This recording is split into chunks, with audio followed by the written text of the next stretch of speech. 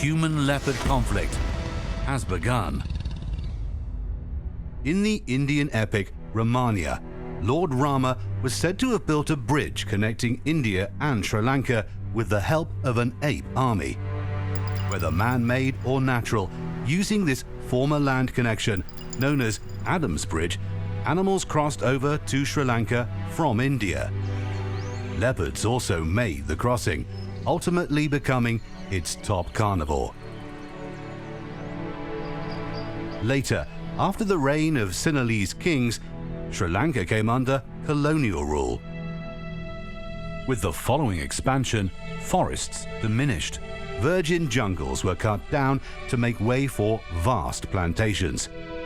It was during this era the leopard of Punani struck.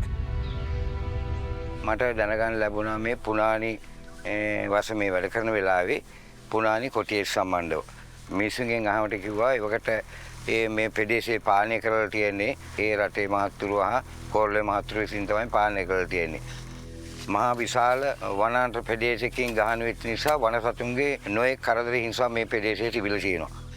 ඒ අවස්ථාවේ විශාල කොටියක් හිටලා තියෙනවා මේ පුනානි වනාන්තරේ. ඒ කොටියා ඒ ප්‍රදේශයේ මිනිසුන් විශාල සංඛ්‍යාවක් ගොදුරු බවට පත් කරගෙන තියෙනවා. Its first victim was a small Moor boy overseeing a herd of cattle. A man-eater was on the loose. I went to Punani and I spent some time there, but one of the main problems that I had in doing that research was very few people in that area knew about this leopard. Even at that time in '86, there was hardly a community living there. In the 1920s, it must have been real wild country. There was nobody really living there except the railway community and some of the jungle people. Some of them are doing Chena cultivations, some of them hunter-gatherers. But I think it changed very rapidly to an urban environment where today, or even in the 1950s, one could hardly imagine how a man-eating leopard operated there.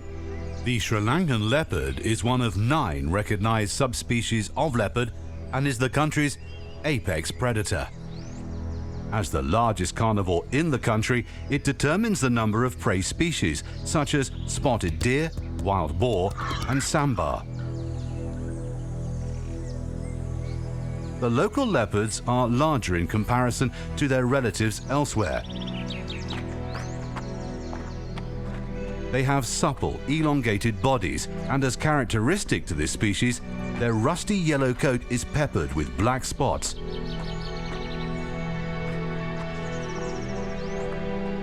Before colonial rule, these majestic cats roamed all over the island. But during British rule, major land reformations were made.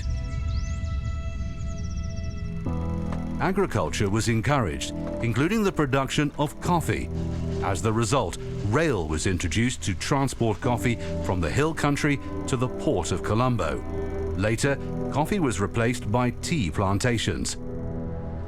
Though there was little economic justification to lay a line to the east of the country, it was considered strategically worthy to lay a line to the harbour of Trincomalee and also to the provincial capital of Batticaloa, where Punani was located.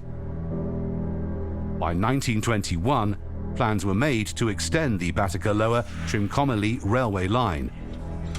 The unwary construction workers were easy prey for the man-eater. මේ සතාට බය නිසා පෙදේශේ ගම්මු හරියට පාරක් නැතුව කැලෑමැදින් පයින්වත් ගිහිල්ලා නැහැ. මේ සතාට බය නිසාම. දැන් පොළොන්නරුවේ ඉඳලා මඩකලපුවට මේ වැඩිපුර වනාන්තර මැදින් තමයි ගමන් කරලා තියෙන්නේ. මේ කියන්නේ ගමන් යන්න බය නිසා සමූහයක් වශයෙන් තමයි ගමන් බීම පව ඒ කාලේ ගිහිල්ලා තියෙන්නේ. මේ සතාට බය නිසා. Fearing the man-eater, several workers agreed to take a safety precaution by riding together in the last cart, with the remaining individual keeping watch behind. The attempt was a failure. The villager on foot was swiftly dragged away into the forest by the leopard and killed, which begged the question, why was this leopard targeting humans? there was hardly any reason as to why this leopard became a man-eater. And very interesting fact that this leopard, most of his kills were made on the 28th mile post on the Polonnaruwa road. Means that he was very familiar with people walking along that road, and he got used to ambushing people on that stretch of road.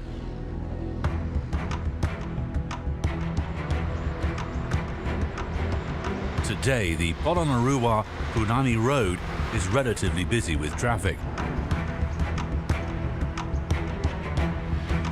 Domestic herds of cattle are a common sight near roadside, just as it was back in the 1920s.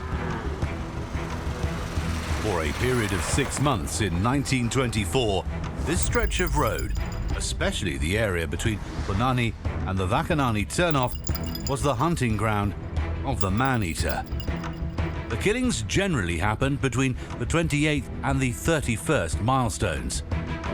Sometimes months would pass without an attack, then suddenly the leopard would strike continuously. Its exact number of victims will never be known. Leopards are found in various habitats throughout the island. Unlike its continental brethren, the local leopards are less arboreal and have diurnal habits. Leopards are found mostly in the dry lowlands.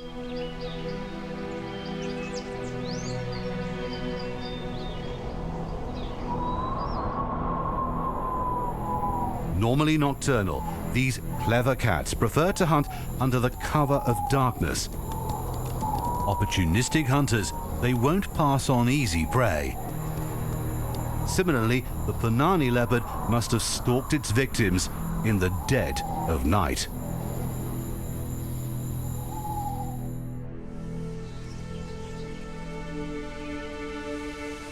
Where an animal lives, or even its personality, signifies its adaptations to the problem of sustenance. The elephant, a herbivore, spends most of its time consuming around 300 pounds of food per day. The leopard, a carnivore, needs to work harder for its food, but doesn't eat as frequently. A good kill will satisfy the leopard for several days, sometimes even weeks, which explains the periodic absence of attacks by this man-eater. Humans, because they are relatively slow and less alert than its normal prey, were ideal fodder. කොල්ලේපට්ටු ප්‍රදේශයේ තිබිලා තියෙන වනාන්තර ප්‍රදේශයක්. සුළු සංඛ්‍යාවක් තමයි මිනිස්සු ජීවත් වෙලා තියෙන්නේ. මරක ප්‍රදේශයේ එවකට ඉඳලා තියෙන්නේ 2600 ගානක් තමයි සිංහල පවුල් පදිංචි ඉඳලා තියෙන්නේ. ඒ වකවානුවේ තමයි මේ සිද්ධිය තියෙන්නේ. Generally, leopard attacks on humans are considered rare. Most are reported from the Indian subcontinent.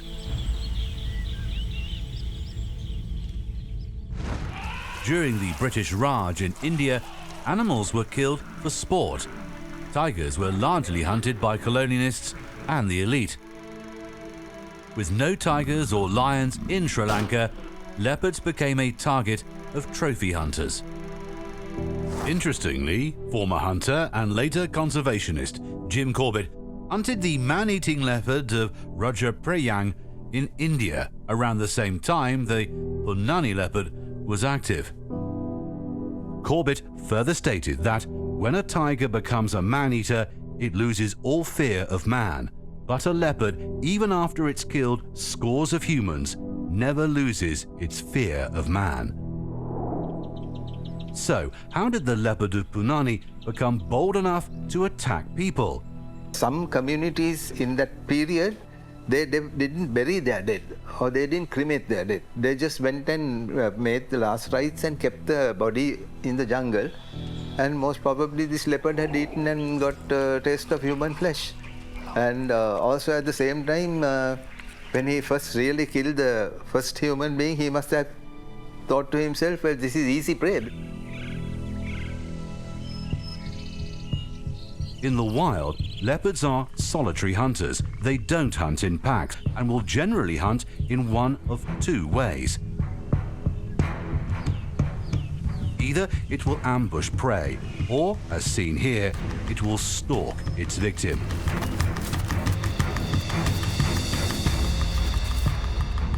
Similarly, instead of animals, the punani leopard targeted humans.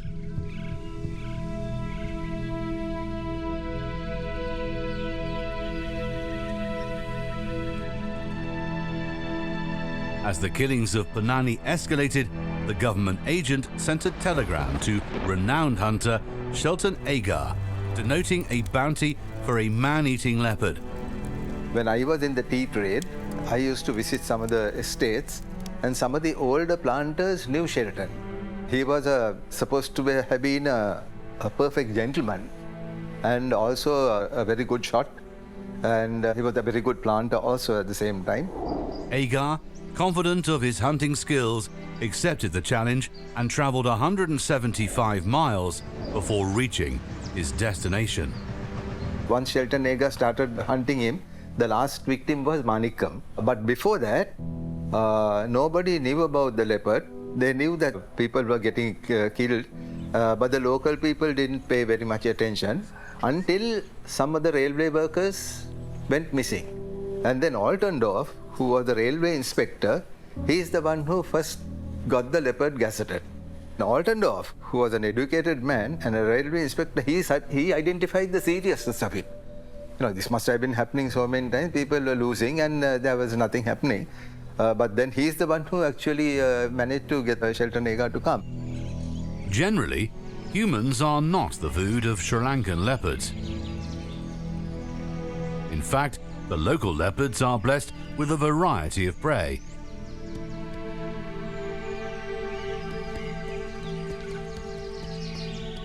They face few challenges in the wild. Probably the only time leopards are vulnerable are when they are cubs. Growing up, cubs stick with their mother and siblings for more than a year. The leopard's only real threat is from humans. Leopards were killed with impunity until 1964. Now it's fully protected under the Fauna and Flora Protection Ordinance. Leopards are also targeted for their skin and other body parts, which are of great value in the black market. Today, most leopards in Sri Lanka are found within the boundaries of national parks. Located down south, Yala National Park has one of the highest leopard densities.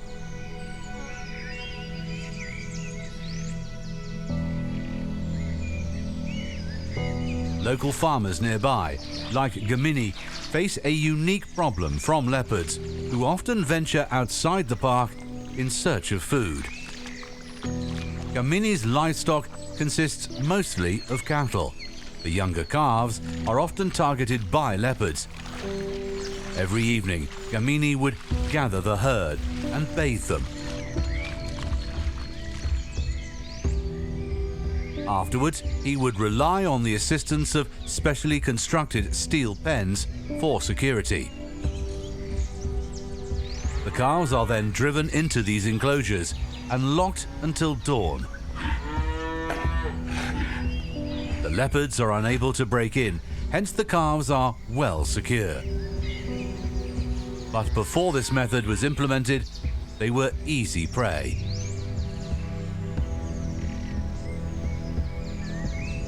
අපට මේ ගාල් ලැබෙනට කලින් ගොඩාක් කරදර තිබුණා. සෑහෙන විදියට කරදර තිබුණා. කොටිය ඇවිල්ලා අපි බලාගෙන ඉද්දි අපේ පැටව බැඳපු ඇව අරගෙන කනවා. ගේට් එකෙන් අරගෙන කනවා. අපට එලව ගන්නත් අපටත් බයයි. අපි ගිනි කොට වලින් ගහනවා. සර් ඒ හාන්නෙත් නැහැ. අපි එළිය වැටෙනකන් නිදා ගන්න නැහැ. නිදාගත්තොත් අපේ මේ අපේ පොඩි කට්ටියත් එක්ක අපි මේ ජීවත් වෙලා ඉවරයි මේ වපටට මරනවා. At night, Gamini would set up a fire near the pen. The resulting heat serves a dual purpose of warding off mosquitoes and leopards. මරලා අතාරින්නේ නැහැ. මරුවොත් ඌ මේ ගාලේ පැටව 8ක් ඉන්නවා 8ම මරනවා. එක දවසකට පැටව 5-6 දෙනා කාලා මරලා දාපු වෙලාවල් තියෙනවා. නැත්නම් අපි උදේට ඇවිල්ලා අපි අඬපු වෙලාවල් තියෙනවා මාත්‍යේ. බලනකොට වහපටව ටික ගාලේ මරලා. අපිට ඊට පස්සේ උදේට අපිට ඊට පස්සේ ජීවත් වෙන්න විදියක් නැහැ. සෑහෙන්නම අපිට කරදරයක් වුණා. ගොඩාක් විදියට මේ ගාල් ලැබෙන්න කලින් දැන් අපි ගෙදර ගිහිල්ලා නිදා ගන්නවා මේ ගාල් ලැබුණට පස්සේ. The cattle pens are a win-win situation for both farmers and leopards. Since the calves are well protected, there have been few dead livestock. Hence, revenge killings of leopards significantly reduce in the area. But there's another lingering issue. If you travel between Tisamaharam and Kataragama, say 15 years ago, there were a lot of jungles on the left-hand side going up the slope. There were hardly any shops or boutiques or eating houses or anything like that. But now, if you travel that same road, you will find that all that environment has been reduced and shops have come up, flower shops, eating houses, petrol sheds. It's a very commercial road today. And all the leopards that have been living in that surrounding area have now come as refuge to the Yala National Park. Coming into leopard conservation, I wonder how many leopards can the Yala National Park sustain? The surge of leopards in Yala and urbanization may explain certain past attacks in the region. Of particular note is a leopard that targeted pilgrims back in the 1950s during the annual walk known as the Pada Yatra. The pilgrims start their journey up north in Jaffna, continuing down south to Kataragama. In order to reach Kataragama, the pilgrims have to cross both Kumana and Yala national parks. There was another man-eater in Sri Lanka, somewhere near Yala. There is a pilgrim route that comes from Batiklo, that comes from Potuville, like that, all to come to the Kataragama shrine. It's called the Padayatra. Every year the killings kept on going along this pilgrim route. And this is only during 2 months of a year that this happened. But anyway, the camp moved from Pottana to Udupottana, and then the killing stopped. And nothing was heard of that leopard after that. But the damage done by this man-eater was nowhere near the atrocity committed by the punani leopard, who kept eluding Agar constantly. මිනිස්සු 20 ගානකට වැඩිය මේ සතා විසින් සපා කාලා තියෙනවා. ගොදුරු බවට පත් කරන් තියෙනවා. ඒක නිසා තමයි මේ ඒවකට හිටපේ පාලකතුමා මේ විදියට මේ සතා මරලා දාන්න අවශ්‍ය අරගෙන මේ සතා විදිහට මරලා තියෙනවා. Agar tirelessly scouted the road up and down, hoping to catch a glimpse of the killer leopard. After several unsuccessful attempts, he hit gold, finding not one but several leopards on the road. On impulse, he opened fire, killing both leopards on different turns. But the true man-eater was elsewhere. It is very wrong, right, the hunting method, but then Shelton Agar himself says that he had never hunted leopards before, and that the stories that he had heard about the killing of this leopard, he himself says, I couldn't believe that one animal was responsible for such a devastation. When he saw this group, he obviously surmised these leopards also would have been responsible for some of the killings, and that's what he did that. But then subsequently he deeply regretted what he had done. Agar tried various methods to lure the man-eater, one of which included the use of live bait. A goat was tied up near the rotting body of the latest victim, but the goat never bleated out of fright, and the elusive leopard never showed up. When Shelton Agar took up to hunting this leopard, the leopard didn't kill any further human beings once Shelton Agar started hunting him. And he went up and down the road. Ultimately, he thought this was a dead duck, and he went back to the estate. And then a few months later, that he got a letter from Altendorf asking him to come. That was the death of Manikam, the last victim. Manikam, the village postman, was out delivering mail, but stubbornly used the road hunted by the man-eater when he was told not to. Around the 28th milepost, he paid the ultimate price. The man-eater struck again, but this would be its last kill.